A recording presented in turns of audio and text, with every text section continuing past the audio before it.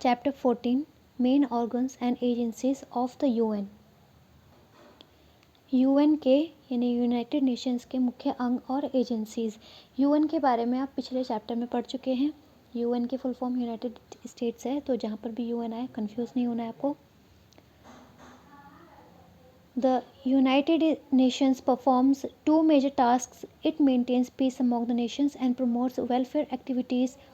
The United Nations provides technical and scientific expertise in activities like agriculture, health, culture, and education. It also gives financial assistance to developing nations. United Nations दो मुख्य कार्य करता है। ये राष्ट्रों के बीच में शांति बनाए रखता है और कल्याण के कार्यों को बढ़ावा देता है। The United Nations provide technical and scientific expertise in activities like agriculture, health and culture and education. UN जो है वो कृषि, स्वास्थ्य, संस्कृति और शिक्षा के क्षेत्र में, शिक्षा जैसे कार्यों में तकनीकी और वैज्ञानिक विशेषज्ञता उपलब्ध कराता है। It also gives financial assistance to developing nations. ये विकसित राष्ट्रों को फाइनेंशियल यानी वित्तीय सहयोग भी प्रदान करता है। The 6 official languages of the United Nation used in inter governmental meetings and documents are Arabic, Chinese, English, French, Russian and Spanish, while the Secretariat uses 2 working languages, English and French. United Nation की जो 6 official language है जिसमें कि अंतर सरकारी meetings और document में कार्य किया जाता है वो है Arabic, Chinese, English, French, Russian और स्पेनिश। जबकि सेक्रेटेरिएट जो है वो 2 मुख्य भाषा का उपयोग करता है, वो है इंग्लिश और French. Main structure of the UN. UN के मुख्य अंग। The structure of the UN remains the same as it was in 1945। UN का जो स्ट्रक्चर जो ढांचा है वो बिल्कुल सेम वैसा ही है जैसे 1945 में था। इट हैज़ 6 डिफरेंट ऑर्गन्स और bodies that have different functions. इसके 6 अलग अलग अंग हैं जिनके अलग अलग कार्य हैं। ये अंग हैं the general assembly, the secretariat, the international court of justice, the security council, the economic and social council, the trusteeship council. आइए अब इनके बारे में पढ़ते हैं। Main organs of the United nation. United Nations के मुख्य अंग, तो हम लाइन वाइज इनके बारे में पढ़ेंगे। First, second, third, fourth, fifth, sixth. सबसे पहले दिया हुआ है the general assembly. General assembly जो है वो यूएन का सबसे बड़ा अंग है। इसके सदस्य राष्ट्र से ही जनरल असेंबली का निर्माण होता है। साल में एक बार ये मिलते हैं और कई विभिन्न मुद्दों पर ये डिस्कस करते हैं। और इसके जो मेंबर्स हैं, इसके जो सदस्य हैं, वो हर समस्या को सॉल्व करने के लिए सजेशंस देते हैं, सलाह देते हैं। ये एक अंतर्राष्ट्रीय संसद की तरह है और हर सीज़न के शुरुआत के 2 हफ्ते जो होते हैं उस समय सभी सदस्य देश जो होते हैं उनको असेंबली को, विधानसभा को संबोधित करने का अवसर मिलता है। हर सदस्य के पास एक वोट होता है। The routine matters are divided by the members with a simple majority vote. The important issues require a 2/3 majority. Normally, the General Assembly meets once every year in the 3rd week of September to discuss important international problems and issues. Routine matter जो हैं या नियमित मामले जो यहाँ चलते रहते हैं वो सदस्यों द्वारा एक साधारण बहुमत के द्वारा यानी एक वोटिंग के द्वारा सुलझा लिए जाते हैं। जो अहम निर्णय होते हैं उनको कम से कम 2/3 मेजॉरिटी चाहिए होती है वोट की। आमतौर पे जनरल असेंबली जो है वो हर साल सितंबर के 3rd वीक में मिलती है। उनकी मीटिंग होती है जिसमें अंतर्राष्ट्रीय समस्याओं और मुद्दों को लेकर चर्चा की जाती है। The assembly seeks to resolve mutual conflicts of nation by peaceful means. It deals with problems like poverty, increasing population, social inequality and illiteracy and suggest way to solve them. इस मीटिंग में राष्ट्रों के बीच जो भी झगड़े हैं, जो बातें हैं, उनको शांतिपूर्ण तरीक़ों से सुलझाया जाता है। और ये जो मीटिंग है, इस मीटिंग में गरीबी, जनसंख्या में वृद्धि, सामाजिक असमानता, असाक्षरता, इन मुद्दों पर चर्चा की जाती है और उन समस्याओं को सुलझाने के लिए सजेशंस दिए जाते हैं। अगला इसका ऑर्गन है सिक्योरिटी काउंसिल। अब देखिए सिक्योरिटी काउंसिल का क्या कार्य होता है। सिक्योरिटी काउंसिल यानी सुरक्षा परिषद, यूएन का एक कार्यकारी निकाय है। यह अंतर्राष्ट्रीय शांति और सुरक्षा बनाए रखने के लिए जिम्मेदार है। यह परिषद देशों के बीच विवादों को हल करने के लिए तरीके प्रदान करती है, यानी जब दो राष्ट्रों के बीच अगर कोई भी मतभेद है तो उन चीज़ों को शांतिपूर्ण तरीके से या किस तरीके से सुलझाया जाना है, ये तरीके प्रदान करती है। यह एक सदस्य देश को दूसरे सदस्य देश पर युद्ध की घोषणा करने से रोकता है। संयुक्त राष्ट्र शांति सेना भेजकर कार्रवाई करता है। ये जो ऑर्गन है सबसे शक्तिशाली अंग है। इसके 15 सदस्य हैं, जिनमें से 5 जो हैं वो तो स्थायी सदस्य हैं, यानी परमानेंट है हमेशा के लिए। संयुक्त राज्य अमेरिका, रूस, इंग्लैंड, फ्रांस और चीन। और बाकी के जो 10 मेंबर्स हैं वो हैं गैर स्थायी, यानी परमानेंट नहीं है, टेम्परेरी हैं, जो कि 2 साल की अवधि के लिए महासभा द्वारा चुने जाते हैं। 2 साल के लिए वे चुने जाते हैं और उसके बाद बदल जाते हैं। और सभा के हर सदस्य के पास केवल एक ही वोट होता है।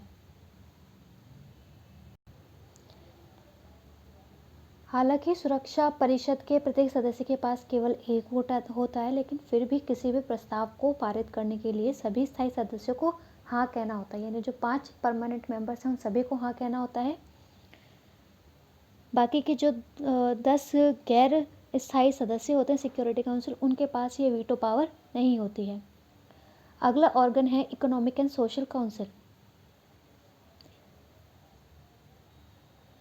The Economic and Social Council works for the welfare of children and women.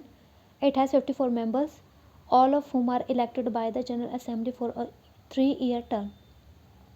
आर्थिक और सामाजिक परिषद बच्चों और महिलाओं के कल्याण के लिए काम करती है। इसके 54 सदस्य हैं, जिनमें से सभी 3 साल के लिए महासभा द्वारा, ये जो जनरल असेंबली होती है इसके द्वारा चुने जाते हैं। It tries to solve the economic, social and health problems. It works through commissions and committees. It helps those people, groups and societies which are facing difficult problems. Economic and Social Council की ये जो है short form है। Coordinates with specific agencies that provide social, economic and related services. यह आर्थिक, सामाजिक और स्वास्थ्य संबंधी समस्याओं को सुलझाने का प्रयास करता है। ये आयोगों और समितियों के माध्यम से काम करता है। ये उन लोगों की मदद करता है और उन समूहों की और समाज की जो कि बहुत ही समस्याओं का सामना कर रहे हैं। इकोनॉमिक और सोशल काउंसिल विशेष एजेंसियों के साथ सहयोग करता है जो कि सामाजिक, आर्थिक और इससे संबंधित सेवाएं उपलब्ध कराते हैं। अगला ऑर्गन है trusteeship council. After the World War II, some states which were under the foreign rule were brought under the United Nations Trusteeship Council. Most of these territories are now independent countries. It is not functional now. It suspended its functioning in 1994. Trusteeship Council जो है वो दूसरे विश्व युद्ध के बाद कुछ राज्य हैं जो कि विदेशी शासन के अंतर्गत आते थे, उनको यूनाइटेड नेशन के ट्रस्टीशिप काउंसिल के अंतर्गत ले लिया गया। अब इनमें से ज़्यादातर जो टेरिटरीज़ हैं अब आज़ाद देश हैं और ये अब कार्य में नहीं है, ये क्रियाशील नहीं है अभी ये परिषद। इसने काम छोड़ दिया था 1994 में। नेक्स्ट है international court of justice. The international court of justice meets at the Hague in the Netherlands. It has 15 judges elected by the Security Council and General Assembly for a period of 9 years. The court gives its advice to the General Assembly and other bodies of the UN on all kinds of legal matters. It is also called World Court. International Court of Justice जो है वो Netherlands के Hague में होती है। इसमें 15 जजेस हैं जो कि सिक्योरिटी काउंसिल और जनरल असेंबली के द्वारा 9 वर्ष के अवधि के लिए चुने जाते हैं। जनरल असेंबली और यूएन के जो बाकी ऑर्गन्स हैं वो कानूनी बातों को लेकर, कानूनी जो मैटर्स हैं उनको लेकर ये कोर्ट उन्हें सलाह देता है और इस कोर्ट को वर्ल्ड कोर्ट भी कहा जाता है। नेक्स्ट है secretariat. The secretariat is the executive branch of the UN. Its head is known as the secretary general. The Secretary General is appointed by the General Assembly on the recommendation of the Security Council. He is appointed for a term of 5 years. He is the most powerful official who takes care of the daily operations of the UN. अब जो secretariat है वो UN की, United Nation की एक कार्यकारी शाखा है। इसके हेड को, इसका जो मुखिया होता है उसको सेक्रेटरी जनरल के नाम से जाना जाता है। सेक्रेटरी जनरल को जनरल असेंबली के द्वारा चुना जाता है सिक्योरिटी काउंसिल के रिकमेंडेशन पर। उसको 5 साल के लिए चुना जाता है और वो सबसे पावरफुल ऑफिशियल होता है जो कि यूएन के जो डेली के कार्य होते हैं उनकी देखरेख करता है। Specialised agencies for discharging various duties and functions the United Nations has set up several agencies. UN ने कई सारे एजेंसीज बनाए हैं ताकि कई सारे कर्तव्य और कार्य को किया जा सके। उनमें से कुछ नीचे दिए गए हैं और आपने इनके बारे में हमेशा इनके पार्ट में नहीं भी अगर पढ़ा होगा तो आपने ये नाम ज़रूर देखे होंगे शॉर्ट फॉर्म। जैसे यूनिसेफ कहते हैं, फुल फॉर्म है United Nations International Children's Emergency Fund. WHO तो आपने बिल्कुल सुना है, वर्ल्ड हेल्थ ऑर्गेनाइजेशन। यूनेस्को है United Nations Educational Scientific and Cultural Organisation. FAO Food and Agriculture Organisation. ILO International Labour Organisation. तो यूनिसेफ देखिए इसके कार्य क्या है। यूनिसेफ जो है वो बच्चों को उनके ऑलराउंड ग्रोथ और डेवलपमेंट के लिए, उनके विकास वृद्धि के लिए मदद उपलब्ध कराता है। इसे 1946 में स्थापित किया गया था। ये गरीब बच्चों के लिए फंड उपलब्ध कराता है। हमारे देश में हमने यूनिसेफ की मदद से कई सारे प्रोग्राम शुरू किए हैं जिनमें से आंगनवाड़ी भी एक है। It helps the mother and the child in the field of health food and education. ये जो यूनिसेफ के द्वारा चलाया गया प्रोग्राम है ये माँ और बच्चे को स्वास्थ्य, भोजन और शिक्षा के क्षेत्र में मदद उपलब्ध कराता है। Have you seen the UNICEF greeting cards? क्या आपने यूनिसेफ की ग्रीटिंग कार्ड्स देखे हैं? The cards are sold to collect money for such programmes.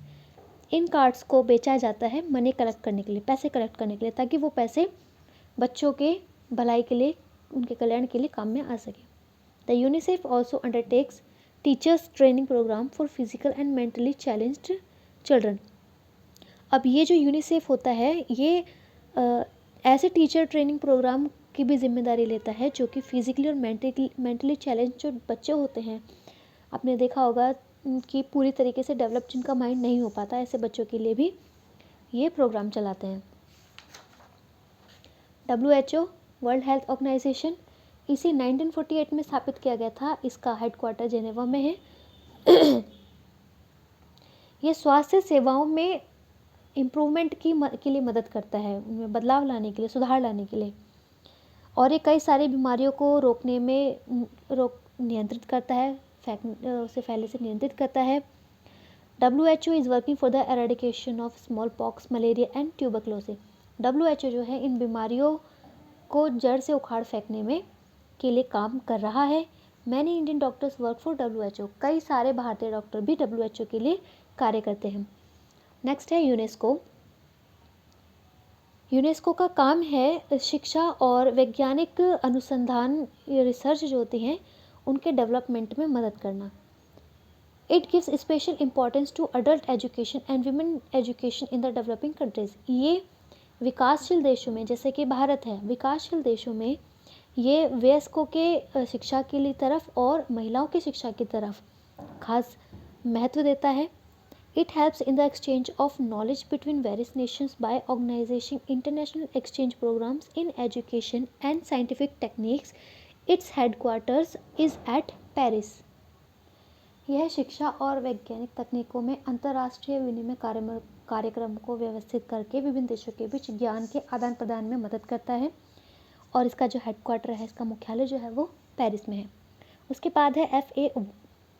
It helps its member nation to use modern scientific methods of farming.